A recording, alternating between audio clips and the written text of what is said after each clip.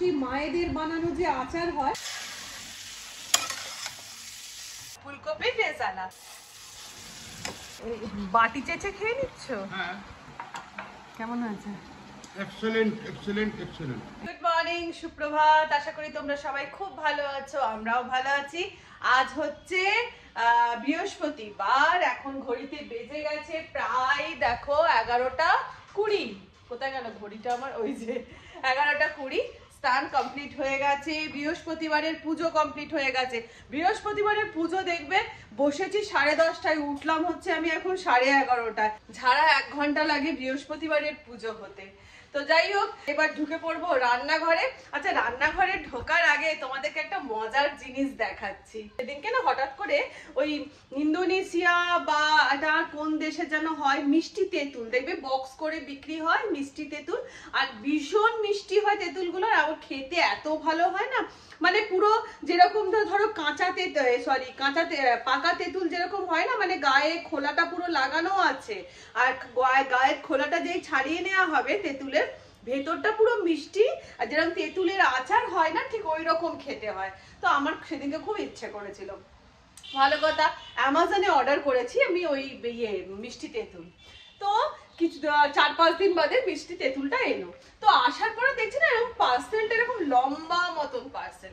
প্রথমে ভেবেছিলাম কি বলতো, যে পার্সেলটা যখন ওপেন করব, মানে ক্যামেরায় অন করে আমি পার্সেলটাকে ওপেন করব, কিন্তু তারপরে না আমার আর ধৈর্য ধরলো না। আমি কি করলাম যে না, আজকে খেতে খুব ইচ্ছে করছে, আজকে আমি এই মিষ্টি তেঁতুলটা বক্সটা আনবক্সিং করব, নিজে নিজে ক্যামেরার দরকার নেই, দিয়ে খেয়ে নেবো। এই বলে না আমার সন্দেহ হচ্ছিল যে এত লম্বা কেন।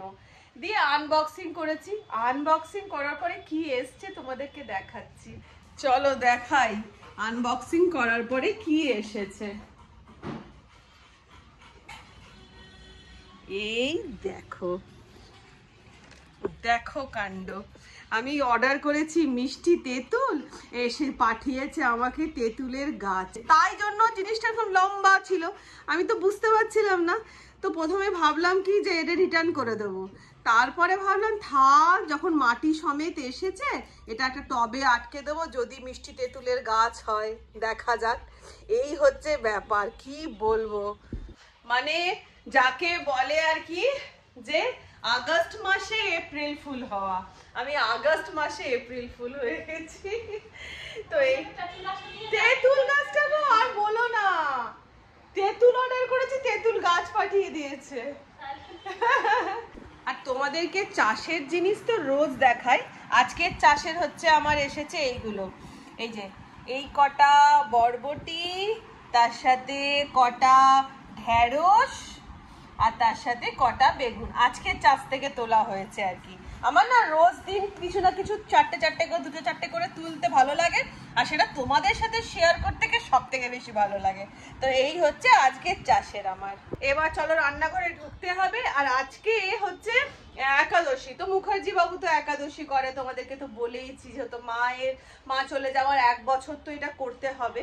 তো আজকে একাদশীর জন্য অফিসে যাওয়ার আগে একটুখানি ডালিয়া বানিয়ে দিয়েছি, ও ডালিয়া অফিসে নিয়ে চলে গেছে, ডালিয়া খাবে।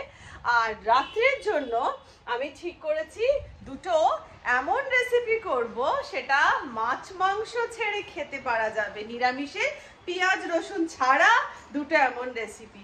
আর একটা কথা সেটা হচ্ছে যে আমার বিভিন্ন রকমের রান্নার এক্সপেরিমেন্ট করতে ভালো লাগে, এটা আমার তো মানে কি বলবো, আমার প্যাশন বলতে পারো। আর তার সাথে সেটা তোমাদের সাথে শেয়ার করতে আমার সব থেকে বেশি ভালো লাগে। তো চলো এবার ঝটপট দেখা যাক কি দুটো রেসিপি। তো আজকের রেসিপি হচ্ছে ফুলকপির রেজালা। ফুলকপির রেজালা যেটা খেতে কিন্তু অসাধারণ হয় বন্ধুরা। তো ফুলকপির রেজালা বানানোর জন্য আমি একটা পাত্রে গরম জল বসিয়ে দিয়েছি, তার মধ্যে অল্প নুন দিয়ে, আর এইভাবে ফুলকপিগুলো ডুমো করে কেটে নিয়ে আমি একটুখানি ভাপিয়ে দিলাম। ভাপানো কমপ্লিট হতে আমি জলটা ঝরিয়ে নিয়েছি। এবার একটা মিক্সার গ্রাইন্ডারে আমি নিয়ে নিলাম 2 চামচ মতন পোস্ত, 8-10টা মতন কিশমিশ, 8-10টা মতন কাজু বাদাম, আর 4টে কাঁচা লঙ্কা দিয়ে, আর তার মধ্যে আমি অল্প দুধ ঢেলে দিয়ে এটার একটা মিহি পেস্ট বানিয়ে নেব। তো পেস্ট আমার বানানো কমপ্লিট হয়ে গেছে। এবারে হাফ কাপ দুধ নিয়েছি, সেই দুধের মধ্যে দিয়ে দেব জয়িত্রী আর জায়ফলের গুঁড়ো, আর দিয়ে দিলাম অল্প একটু গোলাপ পাপড়ি, দিয়ে এটাকে আমি ভালো করে গুলিয়ে রেখে দেব। এবার কড়া বসিয়ে তাতে দিয়ে দিলাম সাদা তেল অল্প, আর দিয়ে দিলাম 1 চামচ মতো ঘি। ঘিটা গলে গেলে এবারে আমি যে ভাপানো ফুলকপি গুলো ছিল সেগুলোকে এই তেলের মধ্যে দিয়ে দিলাম, দিয়ে একটুখানি এটাকে লাল লাল করে ভেজে নেব।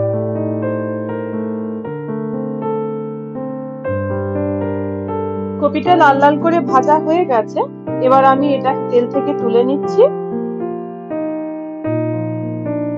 তো কপিগুলো তুলে নিয়ে ওই তেলেতে আমি দিয়ে দিলাম 2টো তেজপাতা, 2টো শুকনো লঙ্কা, গোটা গরম মশলা, আর দিয়ে দেবো হচ্ছে গোটা গোলমরিচ, আর তার সাথে দিলাম অল্প জিরে। ফোড়নটা খুব সুন্দর করে ভাজা ভাজা হয়ে গেলে এবার আমি এর মধ্যে অ্যাড করে দিচ্ছি অল্প একটু আদা গ্রেট করে, ওর মধ্যে আমি দিয়ে দিলাম। এবার গ্যাসটা সিম করে আমি আদাটাকে ফোড়নের সাথে ভেজে নিচ্ছি। এবারে কাজু কিশমিশের যে পেস্টটা আছে সেটা আমি ঢেলে দিলাম, এবং ওই বাটিটা ধুয়ে অল্প অল্প ওর মধ্যে জলও দিয়ে দিলাম। দিয়ে এবার সমস্ত মশলাটাকে ভালো করে কষিয়ে নিতে হবে। এই সময় গ্যাসের ফ্লেমটাকে একদম লো করে রাখতে হবে, কারণ মশলাটা পুড়ে যাওয়ার চান্সেস থাকে। এবার আমি দিয়ে দিলাম অল্প নুন, দিয়ে আমি মশলাটাকে ভালো করে কষাবো যতক্ষণ না এটা থেকে তেল রিলিজ করে।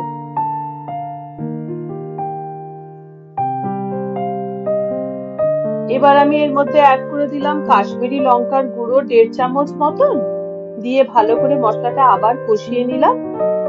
এবারে হাফ কাপ টক দই আমি ভালো করে ফেটিয়ে নিয়েছি, এই ফেটানো টক দইটাকে আমি এই মশলার মধ্যে ঢেলে দিচ্ছি। এবার দইয়ের সাথে ভালো করে মশলাটাকে মিশিয়ে নেব যতক্ষণ না পর্যন্ত তেলটা ছেড়ে যায়। দেখো তেলটা ভালো করে ভেসে উঠেছে। এবার আমি এর মধ্যে অ্যাড করে দিলাম হচ্ছে 2 চামচ মতন চিনি, কারণ এই রেজালাটা একটু মিষ্টি মিষ্টি হবে, নিরামিষ রান্না তো তাই জন্য। তো 2 চামচ চিনি দিয়ে চিনিটাকে আমি ভালো করে মিশিয়ে নিলাম। এরপরে যে আমি ফুলকপিটা ভেজে রেখেছি সেটাকে এর মধ্যে অ্যাড করে দিলাম মশলার মধ্যে। কষানো কমপ্লিট হয়ে গেছে, এখানে তেলটাও খুব সুন্দর ছেড়ে গেছে। এবার আমি এর মধ্যে অ্যাড করে দিলাম হচ্ছে অল্প সামান্য গরম জল, দিয়ে এটা আমি ঢাকা দিয়ে মিনিট 2 মতো সেদ্ধ হতে দেব। কপিটা সেদ্ধ হয়ে গেছে 2 মিনিট পরে, আর জলটাও বেশ ভালো শুকিয়ে গেছে। এরপর আমি এর মধ্যে অ্যাড করে দেবো যে দুধটা আমি জয়িত্রী জায়ফলের দিয়ে মিশিয়ে রেখেছিলাম সেটাকে অ্যাড করে দিলাম, আর দিয়ে দেবো 1 ঢাকনা মতন কেওড়ার জল, দিয়ে এবার সমস্ত উপকরণটাকে আমি ভালো করে মিশিয়ে নেব।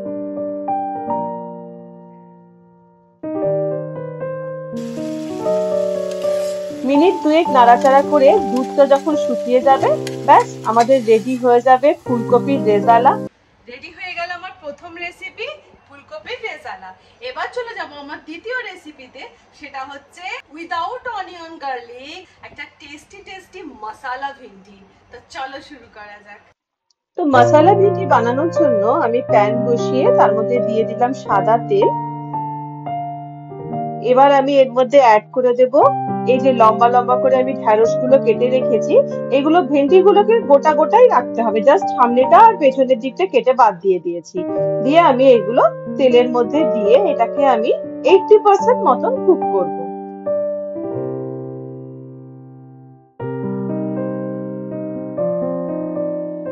তো বন্ধুরা ভিন্ডি গুলোকে ঠিক এইভাবে 80% মতন ফ্রাই করতে হবে যাতে গ্রিন কালারটা এর মধ্যে থাকে। দিয়ে এবারে আমি এটাকে তেল থেকে তুলে নেব।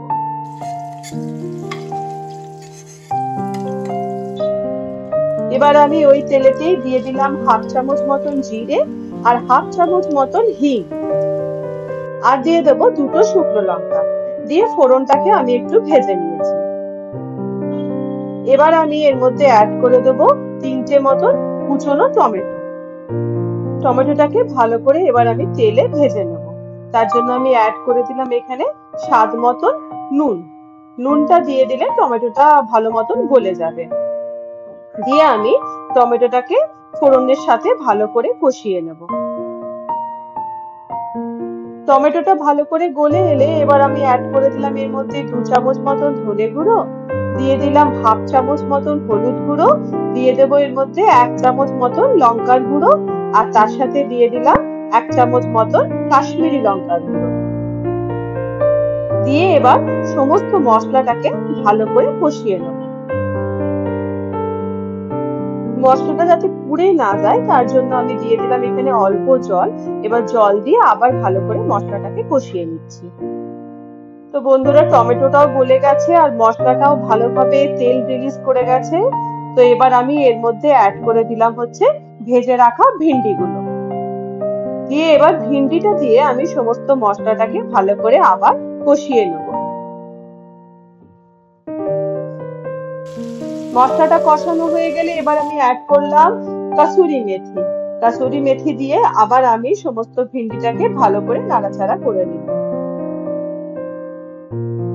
ওপর থেকে দিয়ে দিলাম ধনেপাতা কুচি অল্প করে, দিয়ে আরেকবার মশলাটাকে নাড়াচাড়া করলেই রেডি হয়ে যাবে আমাদের উইদাউট অনিয়ন গার্লিক মশালা ভিন্ডি। আর এটা ডিনারে রুটি পরোটার সাথে খেতে জাস্ট অসাধারণ লাগবে। রান্না বান্না সমস্ত কমপ্লিট হয়ে গেছে, ফুলকপির রেজালা আর মশালা ভিন্ডি। এবার টেস্টের পালা। তাহলে তোমাদের সাথে আবার দেখা হচ্ছে ডিনার টেবিলে। তো বন্ধুরা, তোমাদের যেমন বলেছিলাম ডিনার টেবিলে তোমাদের সাথে দেখা হবে। তো এখন আমি রেস্টুরেন্ট থেকে ফিরে চলে এসেছি আর ঘড়িতে বেজে গেছে এখন 10টা। বসে পড়েছি ডিনার টেবিলে। আর এই যে ডিনারে রয়েছে হচ্ছে বাটার রুটি, মানে রুটি গরম রুটিতে বাটার লাগিয়ে নিয়েছি, ওই বাটার রুটি, তার সাথে এই যে ফুলকপির রেজালা, আর তার সাথে ভিন্ডি, আর তার সাথে হচ্ছে এই যে শসা। হ্যাঁ, সব বলে দিয়েছি, কারণ সব বলা কমপ্লিট।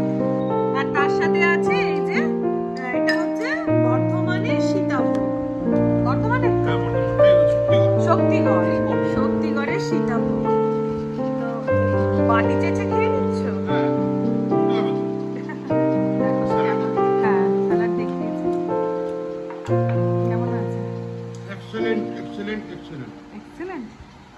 দারুন। মাছ মাংস খাবেন?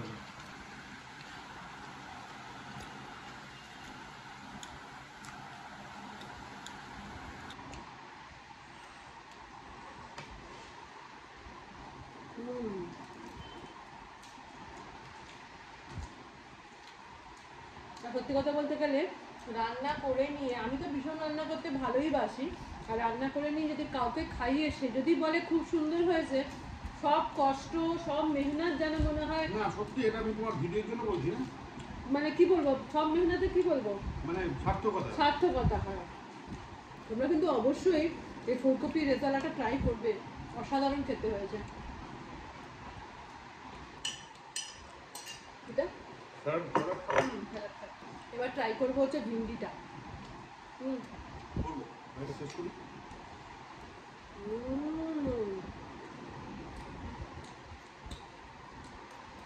দারুণ লাগবে।